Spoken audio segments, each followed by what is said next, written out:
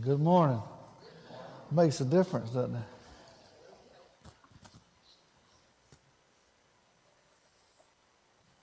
I was at the old building one time.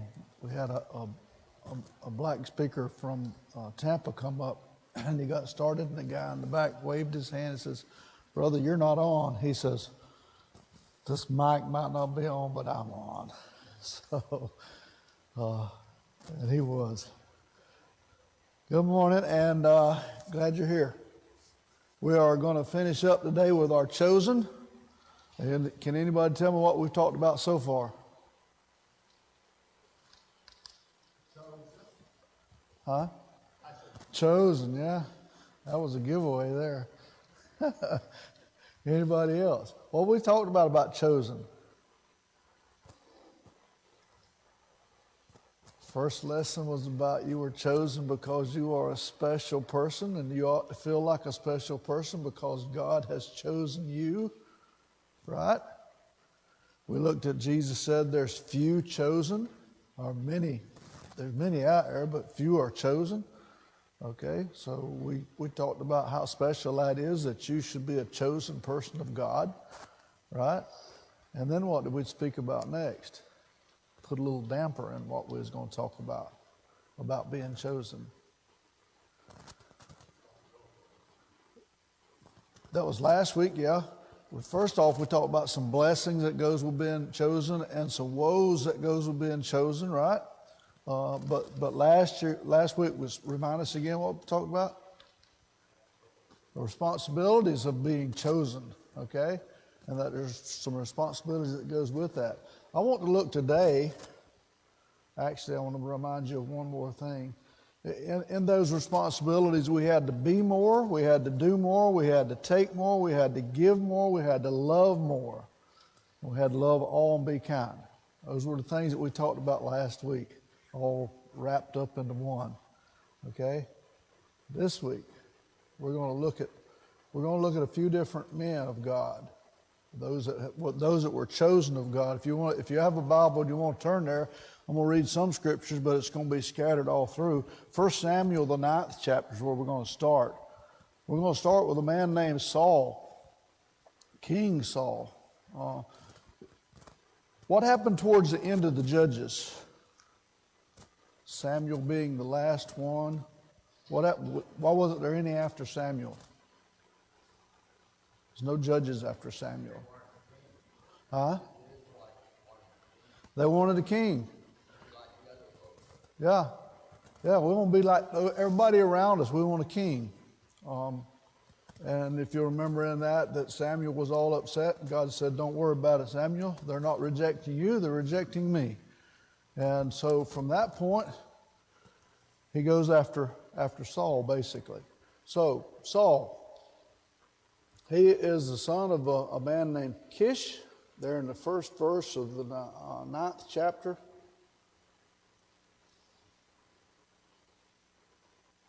I was reading bad. And there in verse 2 it says, he's the son of his son Saul, speaking about Kish, was the most handsome man in Israel. Head and shoulders above, or taller than anyone else in the land. Could he be seen anywhere? What do you have going for him? Height. He's taller than anybody else, so bigness. Who do you see? You see the big man or the little man? You usually see the big man, right? You can look out on a football field and you see those that just look like they could walk all over you. And then you have the average ones, But the ones that stand a head and shoulder above everybody, you're going to be looking at. He was also most handsome. Most handsome. Those are two things he's got going for him. In the 5th verse through the 8th verse, his father, they evidently had some donkeys. They lost their donkeys. They sent, and he sent Saul and one servant out to find these donkeys. Finally, they entered the region of Zuppah. And Saul said to the servant, "Let's go home." They've been out looking for these donkeys all over the place. They can't find these donkeys. So finally Saul says, "Let's go home. By now my father will be more worried about us than about these donkeys." Verse 6, but the servant said, I've just thought of something. There's a man of God who lives in a town here in this town. He is held in high honor, and all the people, because everything he says comes true. Let's go find him. Perhaps he can tell which way to go. So they're looking for a direction to go. Where's my donkeys? That's what they want Samuel to do for them. Basically is who it's going to be. Verse 7, but we don't have anything to give him, Saul says. Even our food is gone, and we don't have a thing to give him. Well, the servant says, I have 1 silver piece. We can at least offer it to the man of God and see what happens. So there in the 10th verse, he says, all right. Saul agrees. Saul says, let's try it. So they started into town, and when they came to a well there before you get into town, this lady has came out to water her animals. And they say, is there a man of God in town? And she says, yep, he's just gotten here. He's going to go to this big feast, so you better hurry up and catch him. And this is where he'll probably be. So they go into town. Verse 13, hurry and catch him before he goes up to eat. The guest won't begin eating until he arrives and blesses the food. So they go into town, they just barely catch him. So they entered town there in verse 14, and as they passed through the gates, Samuel was coming out toward them to go up to the place of worship. In chapter 10, verse 1. Then Samuel took a flask of oil and poured it out over Saul's head. I've skipped some stuff. I'll have to back up and get. He kisses Saul and says, I am doing this because the Lord has anointed you to be ruler over Israel, his special possession. Now,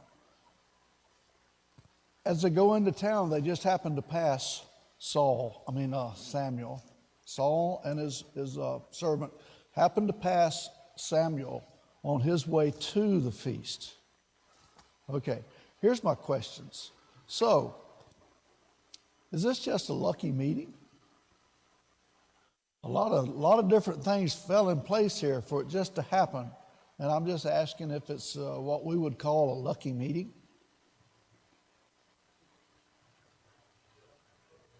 Huh? God was directing it probably? Okay, we'll look at that. You ever feel that way? You ever feel like something in your life was just lucky? You ever use those words, lucky? I have. Y'all may never, or may not want to fess up to it, but I've used the word lucky way too many times in my life. Just lucky. They lost the donkeys. Okay, that's the first happenstance. They lost the donkeys. Then they couldn't find the donkeys. I mean, they look and look and look and look and look. Everywhere the donkeys ought to be, they're not there. Don't know why, they're just not there. We're going to give it one more shot because we're out of food, we're out of substance, we don't have anything to give this guy, but he says, I've got this one little silver coin. I'm going to give it to him. We'll go and see. We'll see what happens. They come to town, they barely catch him before he goes into the feast, right? One more shot. Let's try. He's going to dinner and he comes by and he blesses him. I want you to look back up at 9th chapter, 15th and 17th verse. Now the Lord had told Samuel the previous day, about this time tomorrow I will send you a man from the land of Benjamin. Anoint him to be leader over my people Israel. He will rescue them from the Philistines, for I have looked down on my people in mercy and have heard their cry. When Samuel saw Saul, the Lord said, that's the man I told you about. He will rule my people. Lucky? I think God's directed this whole thing, hasn't he? We know that they're looking for a king to begin with. I don't know as they have any direction that they've came up with any kind of idea how they're going to find that man. But God chose Saul. And God did a lot of things to get him to that point, to where they finally crossed paths. Chosen. Chosen of God.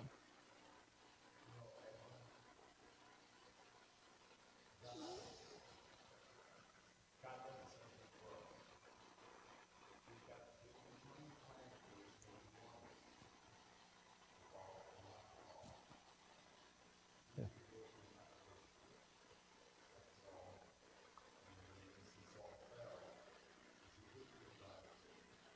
Yeah. Yeah. And some folks might look at this as not being really working out very well. Was King Saul chosen by God, Samuel, or just lucky? Those are the things that you can put in your head. You can answer those later. Uh, he was chosen by God. We read that. Did it mean everything would work out perfectly? You know, if I'm a man of God and God's on my side and God's my king, and look at all the things in the Old Testament he did for the Israelites, everything gonna be good for me? Am I ever gonna be hungry again? Am I ever gonna lose another battle? Is sin ever gonna reign in my life again? Is it? Yes.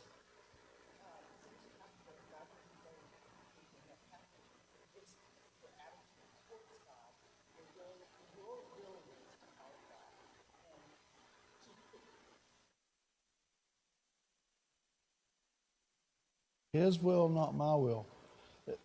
We still have free reign over our own lives, even after God chooses us. Always wondered about why God picked Saul. I know he picked before he's tall, but most people, I guess if we would have been there, we would say, yeah, we want somebody tall because he looks like a king. So God gave it to him and said, hey, okay, you're going to get this, you're going to get this too. Now, you're going to find out what you did. And then later on, what Paul, like you said before, you could see him. No problem. Later on, the short guy gets it. And so what? They can make a lot of noise. They don't have to be tall. They can be. Don't get too far ahead of me here. Okay, so we look at those things. What Gwen told us about. So was this a great thing for King Saul? Was everything hunky dory and everything went well the rest of his life till he died of old age? And then the angel came down, picked him up, and carried him into heaven? No. What happened with Saul? He died on a battlefield. Yeah. What put him there? Huh?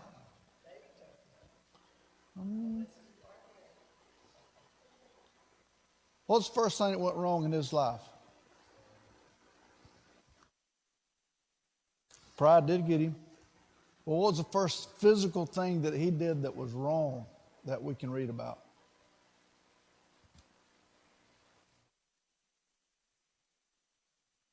There was one before that one. That's number 2. He didn't wait for Samuel to come and make an offering. He made an offering to God that he wasn't supposed to make. Now you can ask me all day long about why is that, because it was worshiping God. I think that's Saul's feeling. Don't ask me why. All I know is he was condemned for it. He was condemned for it. Then you've got number 2. What was number 2, Andrew? He didn't utterly destroy the Amalekites. Remember, he was told to go in there and utterly destroy them, and it was defined very well for him. Kill all the women, all the men, all the pregnant women, all the children, all the animals. Bring nothing out of there alive. Nothing. Don't take any of the spoils. Don't do anything with it. Utterly destroy it. Just leave it alone. Now, that was what spelled out for him. But what do we know that he did?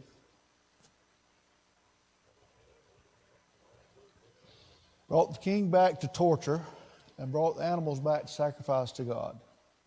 Okay? So, why did Saul lose his kingship? Was it because he wasn't chosen?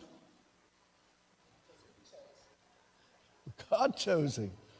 God chose him. God put him in this position. He turned against the chooser. Okay? We still have free reign in our lives, right? We can still choose to do right and do wrong even after we've been chosen, right? In the case of Saul here, it's very plain and clear that that's what happened in his life. This was God's chosen man. God chose him. We can clearly read that. We can clearly see that. We can clearly understand that. And we can clearly understand why and how he fell, because he didn't obey the voice of God. Even though God chose Saul, he had already told Samuel what this king will do to you. So God knew Saul's not going to be good.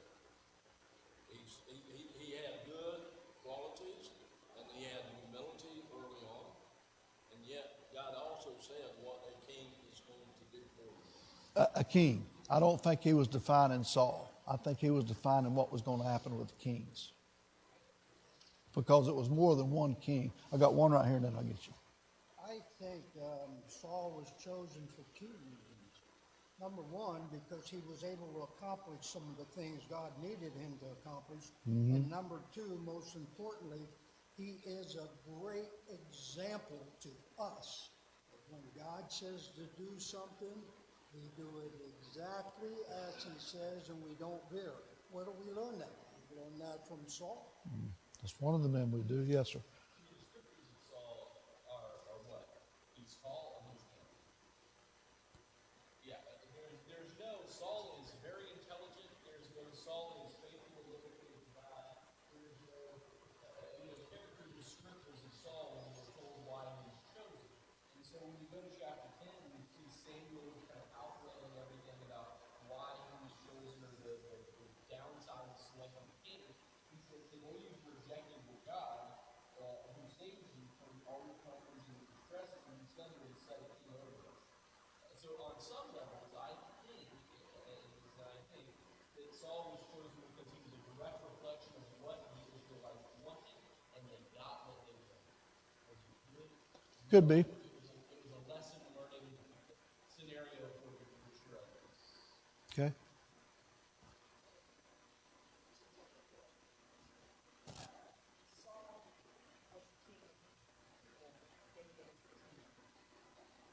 Okay. Let's go right on ahead now and get to David. David's my next one that's chosen of God. Here in Samuel, the 16th chapter, starting with the first verse. Now the Lord said unto Samuel, you have mourned long enough for Saul. Okay.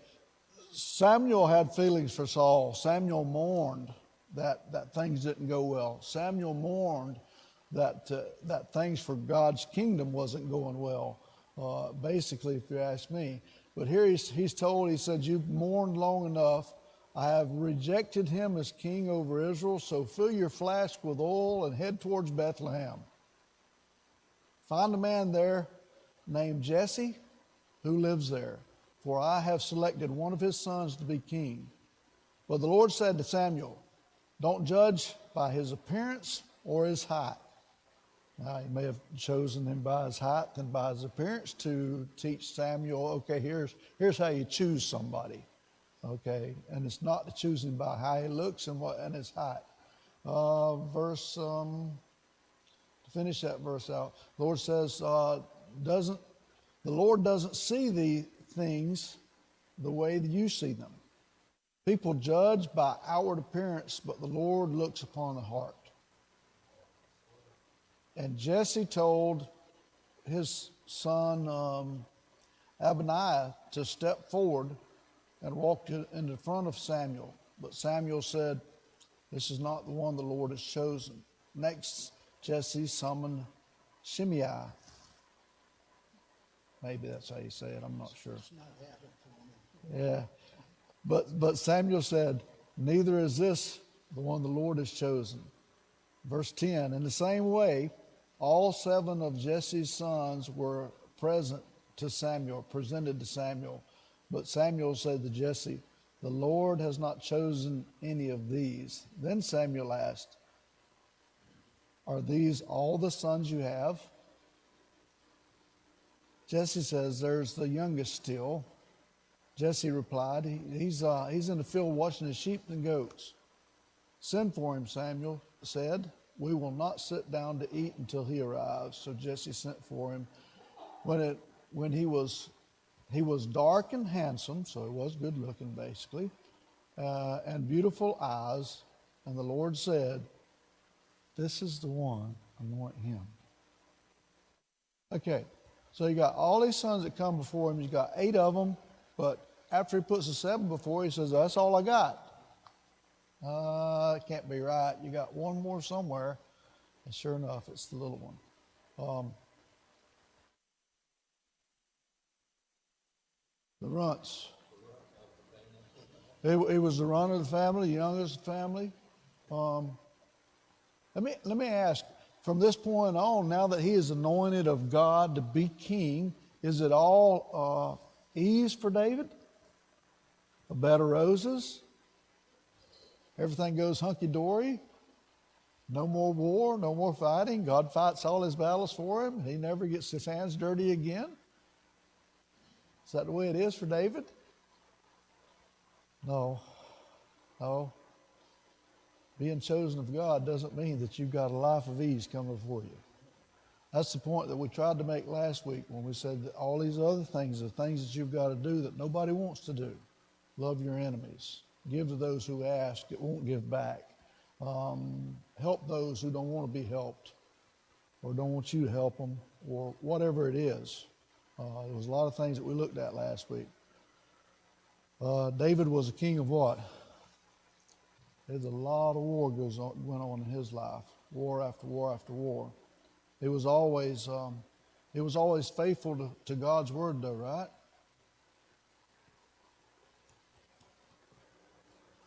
No. Not always. Not always. He had a few sins in his life, a few things that went against him. The first that he did was in 1 Chronicles, the 21st chapter, when he went out and counted his strength. How strong am I? How many men we got? Right? How many chariots we got? How many horses? And to me, that story is a little bit confusing outside of God told them not to. I get that. But that later on in the New Testament, Jesus talks us one time and says you won't go to war with somebody when you have 10,000, they have 20,000 unless you think your 10 can take them, right? You don't start building a bridge until you know that you can finish it, right? Or a tower, I think is what he said. But he counted. What else did he have in his life that was counted as sin? Murder. What caused him to murder? Adultery. Okay? I mean, so is David much different than us? David's chosen. Guess what? You're chosen. I'm chosen. We're all chosen. Okay?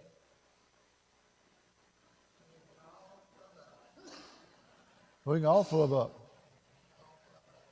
Now, when we flub up, we're going to do like Saul, we're going to do like David. Because I can tell you, in the New Testament, David's still counted as a man after God's own heart. Right? Yes.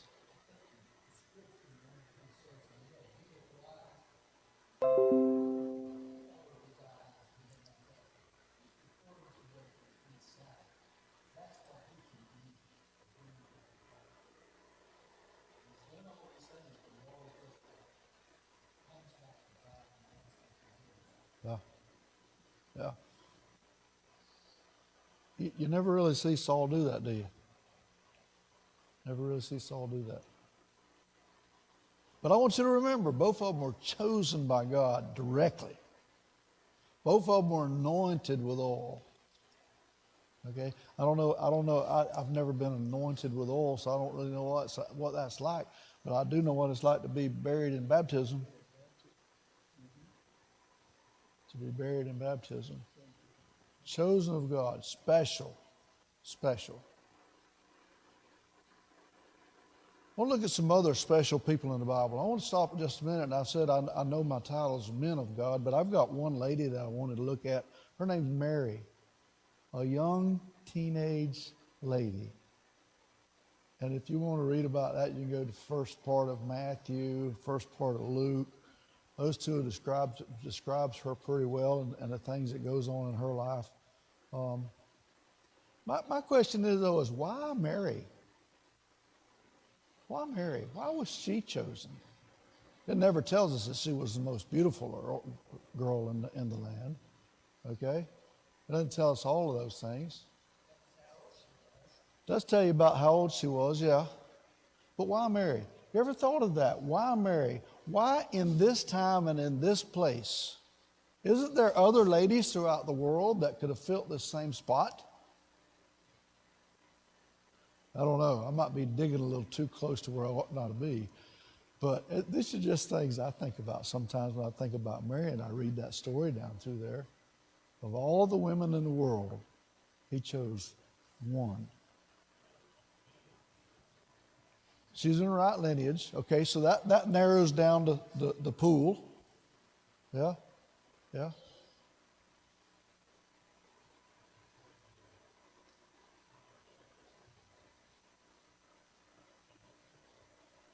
Okay. So you can narrow it down. But then to stop and think of just how special that would be that you were the one that God chose to bring Jesus Christ into this world. Yes.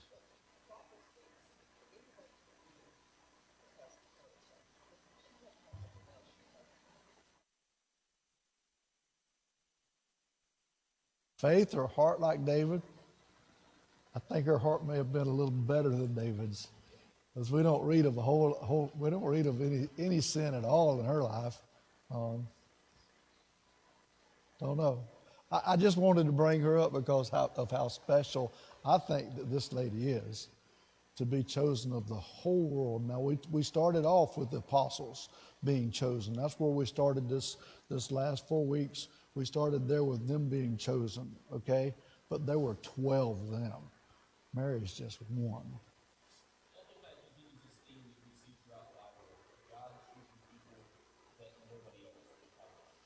Mm-hmm.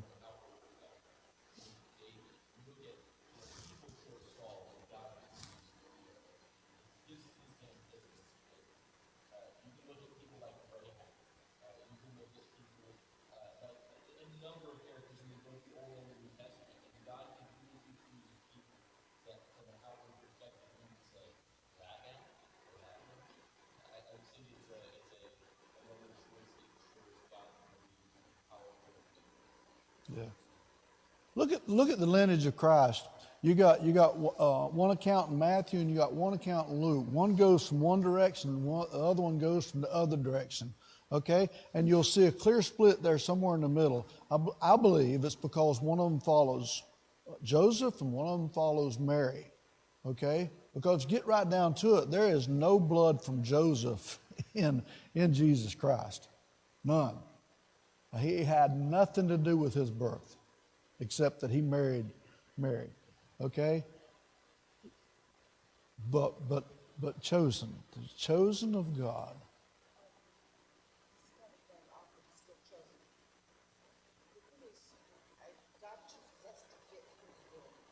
Mm-hmm. Right? Now she's going to the bad side of chosen. She says he chooses them for the bad things they're going to get accomplished too. And that's exactly correct. If you want a really good study that of how God has put kings in place and what the Bible says about him putting them in place and taking them out and how he rules the world. Both Mary and Joseph, one is biological, one is legal, but they both have the blood of David in them. So any way you look at it, Jesus is a descendant of David, legally and biologically. The idea of choosing Mary, it had to be within the descendants of David, but I see that more not. I don't see that necessarily as like in the election where we vote for candidates where it's me versus somebody else. This idea of chosen or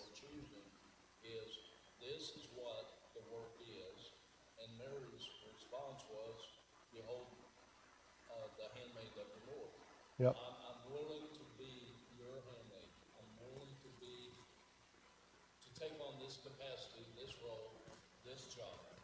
And every one of us can say, I'm willing to do this role that you have for me as a husband or as a wife or whatever it might be. And it's not us versus somebody else. Right. And all the reason I bring her up is because she's chosen. She's chosen. She fits our box here that we're looking at. Next one I want to look at, Matthias. Matthias, yes.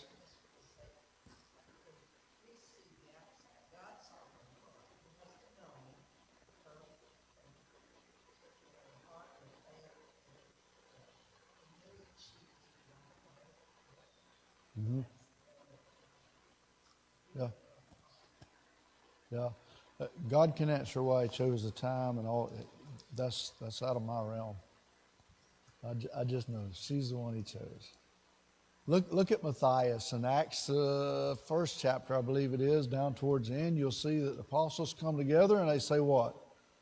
We've lost one of our very own. We need one more to fill his spot to do the Lord's work. They put 2 men up. And who did they let choose Matthias? How did they do that? Huh? They didn't vote. They cast lots. I don't think it's voting. I think it's rolling the dice or pulling straws or something like that. But that makes gambling okay. We can gamble. I don't think that makes gambling okay. I think they cast lots. I think they let God pick. Yeah. I mean, you know, and a lot of times we go right where he went with it with gambling. I don't look at it as gambling. I mean, they cast lots. They did that a lot in the Bible, 2 or 3 different places. You look at Jonah. They cast lots when Jonah was thrown overboard to see who was at fault. Who chose that? Them men that have chance ain't gonna get it done. Luck ain't gonna get it done. God's in control of the world. You know, and if you look at Matthias, and then they cast the lots and they chose him. You know what's funny about them choosing Matthias and filling that last spot? What do you hear about Matthias from that point on the rest of the Bible? Nothing. Not a word. Nothing from Matthias from there on. So I'm not sure if God wanted him to begin with. I don't know. It raises question.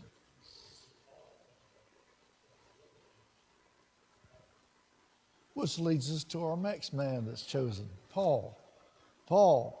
Look at some scriptures with me in Acts, the 7th chapter, starting with the 58th verse. They cast him out. They're talking about Stephen here. They cast him out of the city and stoned him. And the witnesses laid down their garments at the feet of a young man named Saul. Now you got Stephen here, a Christian, a devout Christian, one that a lot of people are looking up to. And when they bring him out and they put him in front of them, what does he do? He preaches them one of the longest sermons you can read about in the Bible. Took up all of chapter 7 mostly. He does the same thing that Peter did on the day of Pentecost. He goes back to Old Testament. He brings them right up to where they're at right now. And you killed the Son of God. And then they take him out and kill him. Why do they do that? Why was Stephen stoned? Huh? They said blasphemy. But what does it boil down to that they stoned Stephen for? Huh? Hearts were hard, full of evil.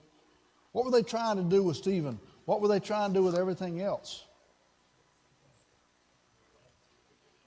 Trying to eradicate Christianity.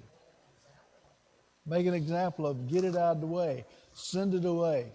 Right? Acts the 8th chapter. I just want you to know that they laid their feet at the young man named Saul. That next chapter, starting with the first verse. And Saul approved of his execution. And there arose on the day a great persecution against the church at Jerusalem. And they were all scattered throughout all the region of Judah, Samaria, except the apostles. The devout men buried Stephen, and Stephen, and made great lamentation over him. But Saul was ravaging the church and entering house to house and dragging off men and women and committing them to prison. That's who this Paul is. Keep going. Well, I wrote it down twice, so we won't keep going there. Does this sound like a man of God? He's killing God's people. Is this a man of God? Huh? He's trying to be. In his heart, he's trying to be. I think here again that God's looking on the heart, not on the man. I think God's looking on the heart, not what the man's done. Looked at David's life, you would say, okay, that's enough for this, and you're out of here. You look at Paul's life, and you could say, okay, let's get rid of Paul, and we'll be okay, right? But that's not what he did, is it? Acts 9, 1 and 2, Paul, still breathing out threatenings and murders against the disciples of the Lord, went to the high priest and asked for letters to go to Damascus, so that that if he found any belonging to the way, men or women, they might bring them bound to Jerusalem. Look all the way down to verse 15. The Lord said to him, talking to Ananias now, you've got Paul that's on his way to Jerusalem. The bright light blinds him. The Lord asked him how long he's going to kick against him. And you've got Ananias here told to go and see Paul 3 days later after Paul's been doing what? Fasting and praying all this time. He sent him to him, and Ananias says what? Oh, okay. No. Remember all those things that I just read? He helped in the execution of Stephen. He drug people out of the houses and put them in jail and had them killed. He's here to do the same thing, and you want me to go talk to him. Not so, the Lord said.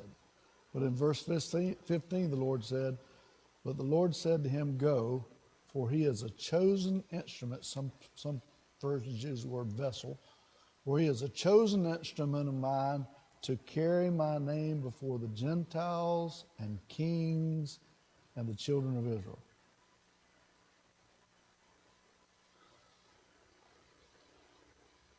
So what kind of man or woman does God choose? Going over this, it becomes pretty obvious why God chooses everybody he chooses, because they qualify in every way. Otherwise, he would look at Paul. Even though he did what he did, he still qualified greatly in what he was going to do. So it's qualifications. Mary had the right qualifications. Nobody else did. That's why she was chosen. Same way with Saul, David, they qualified.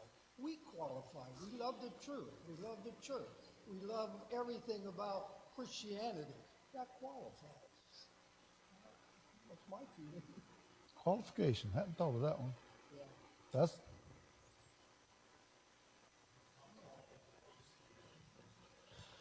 It's not quality that we see as humans.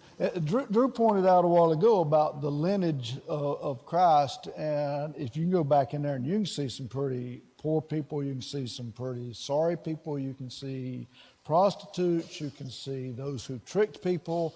You can come through there, and it's right on down through there. And you would think that the lineage of our Lord and our Savior Jesus Christ would not have all these bad marks in it as you look down through the years. But it's full of bad marks, full of them. I mean, it's prostitutes mentioned in there more than one, or adultery, wrong kind of sex, if you want to put it that way, 2 or 3 different times.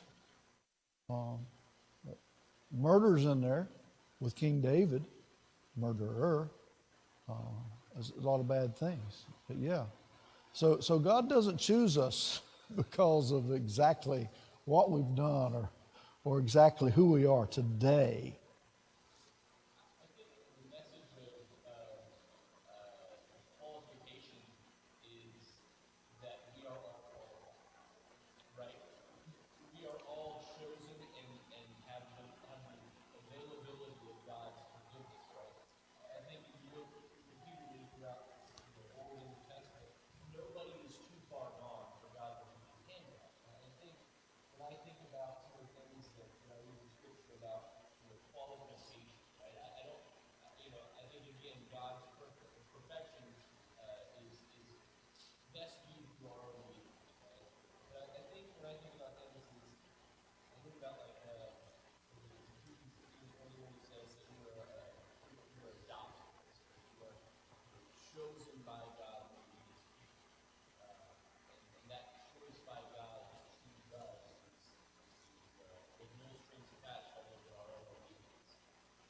Yeah. There's nothing I can do to qualify, right? I don't think there's anything that I can do to I didn't have to do anything for God to allow me.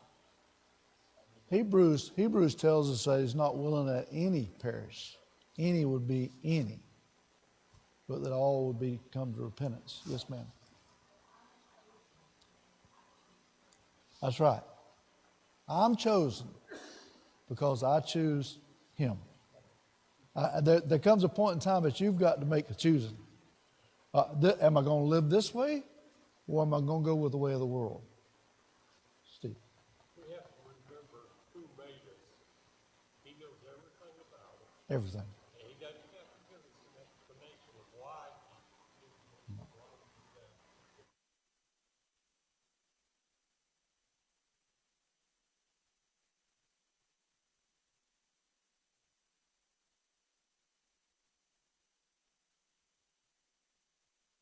How many times in the Bible, when you read through there, especially in the Old Testament,